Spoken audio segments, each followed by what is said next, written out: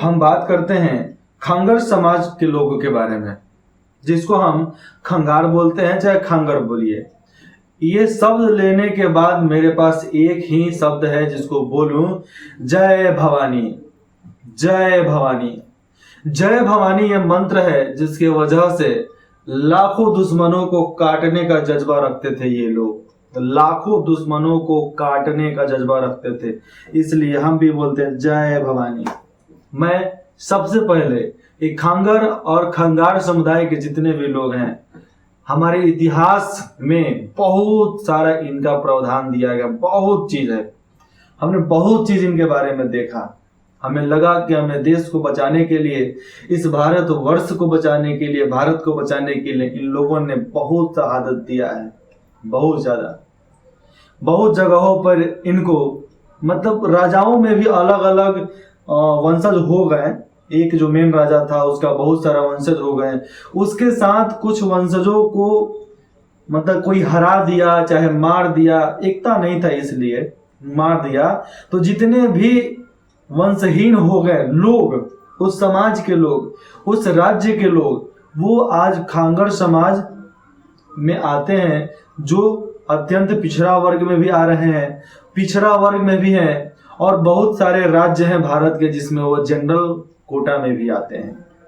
मैं general quota वाले लोगों को बोल रहा हूं कि भैया आप ठीक है, आप अमीर हैं, बहुत प्रसिद्ध हैं, कोई बात नहीं, लेकिन जिनका भी वार्षिक आमदनी कम है, जो हमारे बिहार के लोग हैं, खंगार लोग जो हमारे बिहार के लोग हैं, जिनकी वार्षिक आय कम है, जिसके आधार पर वो लोगों की गिनती, खंगर लोगों की गिनती अत्यंत पिछड़ा अनुसूचित जाति के में बहुत सारे भाग हैं जिसमें आते हैं। मैं चाहता हूं कि आप बहुत कोशिश कीजिए कि हम अपने वार्षिक आय को बढ़ाकर हम अपनी जिंदगी में बेहतर कर सकें। मैं खंगर और खंगर या उसको खंगार बोलिए आप, लेकिन खंगार समाज, खंगार साम्राज्यवाद, खंगार वंश, बहुत सारे प्रकार का शब्द मुझे पढ़ने को मिला। मैं जब इसके बारे में डिटेल से निकालना चालू किया तो मुझे लगा कि 10 मिनट 20 मिनट 50 मिनट में निकल जाएगा, नहीं, करीबन 5 से 6 घंटा मैंने लगाया इस टॉपिक पर, मतलब इस समाज वाले लोगों के बारे में मालूम करने के लिए। तब भी पूरी की पूरी जानकारी मैं इकट्ठा नहीं कर पाया, क्योंकि खंगर समाज के लोगों का इतिहास इतना बड़ा है कि मैं लिखूं तो किताब लिख सकूं, एक किताब लिख दूं तब जाकर खत्म होगा इन लोगों के बारे में। इसलिए मैं सोचा कि भैया ये हमारे समाज के, हमारे देश के बहुत माननीय लोग हैं, तो थोड़ा इनके लिए कुछ हटकर किया जाए। तो कुछ हटकर करने में मैं इतना ही बता पा रहा हूं, थोड़ी सी डिटेल्स है मैं बता देता हूं। वीर क्षत्रिय हैं आप लोग, तो वीर क्षत्रियों का स्वागत भी वीर तरीके से किया जाता है, जय भवानी।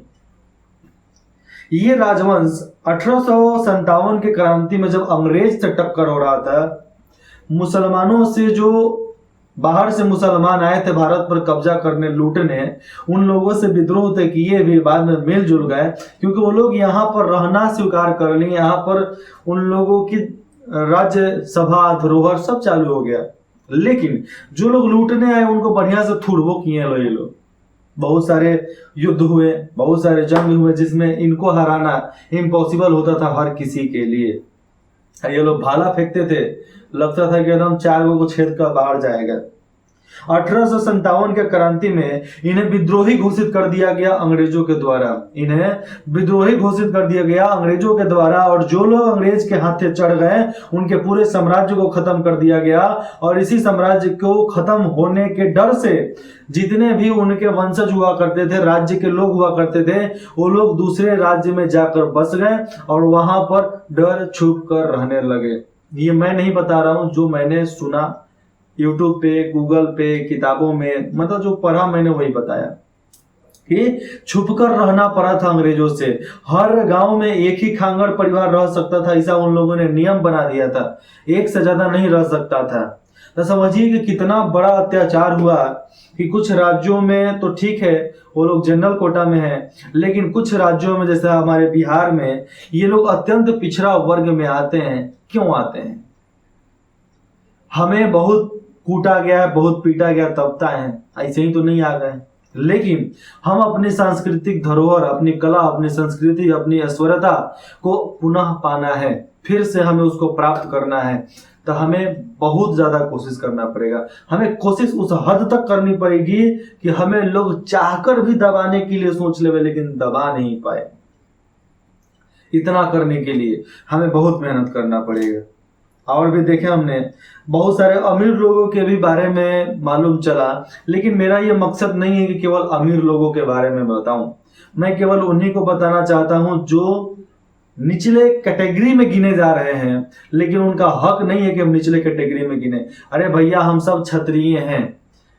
जितने भी अत्यंत पिछड़ा अनुसूचित जाति, अनुसूचित जनजाति के लोग हैं, ये सब के सब क्षत्रिय हैं। बस जरूरत है हमें एकता का, जरूरत है एकता के साथ चलने की, जरूरत है एकता के साथ हमें सोचने की कि हम एकजुट होकर, एकत्र होकर एक काम करें, एक साधना करें, एक प्रतिज्ञा करें कि हम ये चाहते हैं तो इसी को चाहते हैं, ये करेंगे तो इसी को करेंगे, कोई नहीं रोक सकता है। ये प्रतिज्ञा हमें लेना पड़ेगा।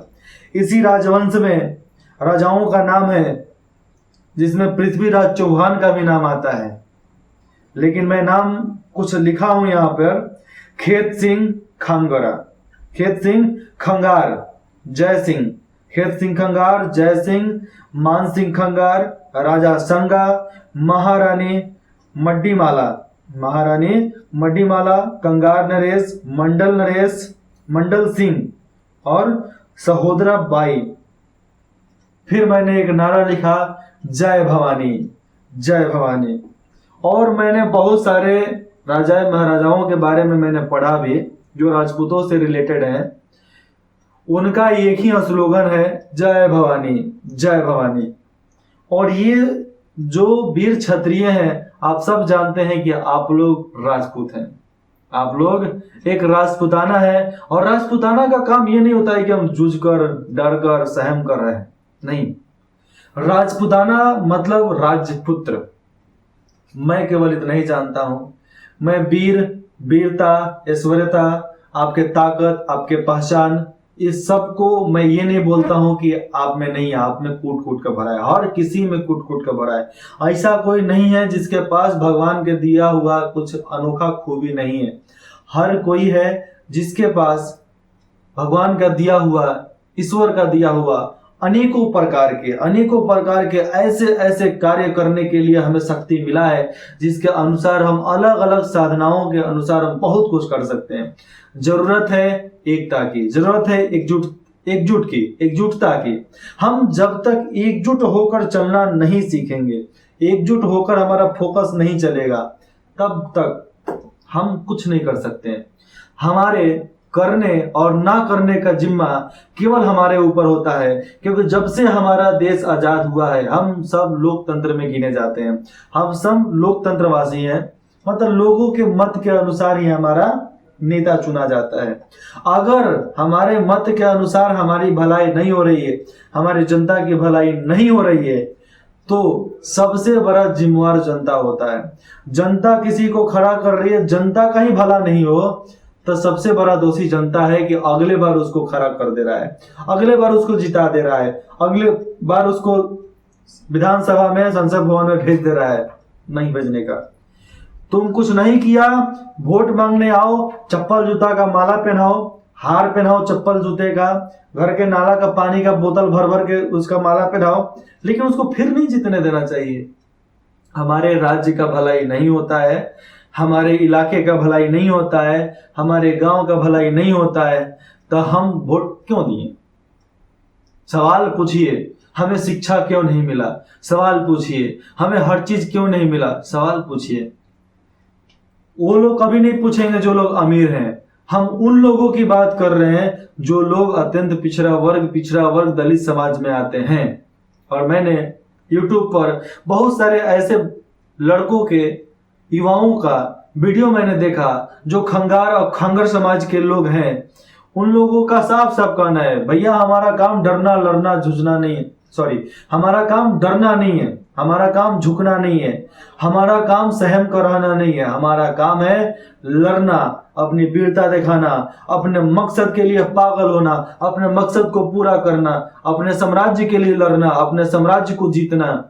लेकिन उसके लिए जरूरत है एक सपोर्ट का, एक सुरक्षा का, एक साथ का, जो आपको उस लेवल तक आगे बढ़ाएगा जिस लेवल तक आपके पूर्वज रहा करते थे, जिस लेवल तक आपके पूर्वज थे, उस लेवल तक पहुंचने के लिए मैं ये नहीं बोलता हूं कि आप राजा बन जाइए, नहीं, वहां तक पहुंचने के लिए हमें जरूरत है हमारे इंसानियत, मानवता की। और जब तक हमारे शरीर में मानवता नहीं होगी तब तक हम कुछ नहीं कर सकते हैं। इसीलिए बोला जाता है कि इंसान हर घर में पैदा लेता है, इंसान हर घर में पैदा लेता है, लेकिन इंसानियत किसी भी घर में पैदा नहीं लेती है। बहुत कम घर होता है जिसमें इंसानियत पैदा लेती है। इंसानियत माने क्या?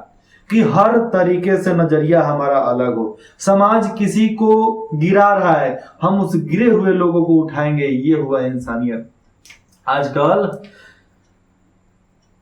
मतलब क्या बोलूं मैं, आजकल जो लोग प्रताड़ित हो रहे हैं, आजकल लोग जिसको गिरा रहे हैं, उसको लोग गजब का हीन भावना से लोग देखते हैं, लेकिन देखना नहीं चाहिए। ऐसे 1857 के बाद अंग्रेजों ने खंगर चाहे खंगार समाज के लोगों को बहुत अत्याचार किया है, बहुत अत्याचार। जो देश प्रेमी था, देश हित के लिए आगे बढ़ता था, जो देश के लिए आगे बढ़ता था, उसको विद्रोही बना दिया। ऐसे इंग्लिश कंपनी के हाथे हमारा साम्राज्य खत्म हुआ, तो हमें ये सोचना चाहिए कि हम आगे बढ़ेंगे और अपने हिंदुस्तान, अपने राज्य को इतना आगे बढ़ाएंगे कि उन इंग्लिश राज्यों को सोचना पड़ेगा, उन इंग्लिश देशों को सोचना पड़ेगा, इंग्लैंड वाले देशों को, कि हमें हराना, भारतवासियों को हराना आज के डेट में इम्पॉसिबल है। लड़ाई झगड़ा बाहर के लोग संभाल लेते हैं, लड़ाई झगड़ा मारपीट आजकल गोली बंदूक बारूद एयरप्लेन से कुछ भी हो रहा है, बाहर के लिए हो रहा है। हम अपने देश के लिए लड़ेंगे और सोचना आपको है, अपने देश के लिए हम काम करेंगे, अपने देश के लिए लड़ेंगे। मैं लड़ाई का मतलब ये नहीं बोल रहा हूं तलवार उठाओ भाला उठाओ, नहीं। लड़ने का मतलब ये होता है कि हर इंसान के अंदर इंसानियत पैदा करेंगे, हर इंसान के अंदर एकता का भाव पैदा करेंगे, एक साथ लड़ने मरने जीने का भाव पैदा करेंगे। यही हुआ तो इंसानियत। जय हिंद,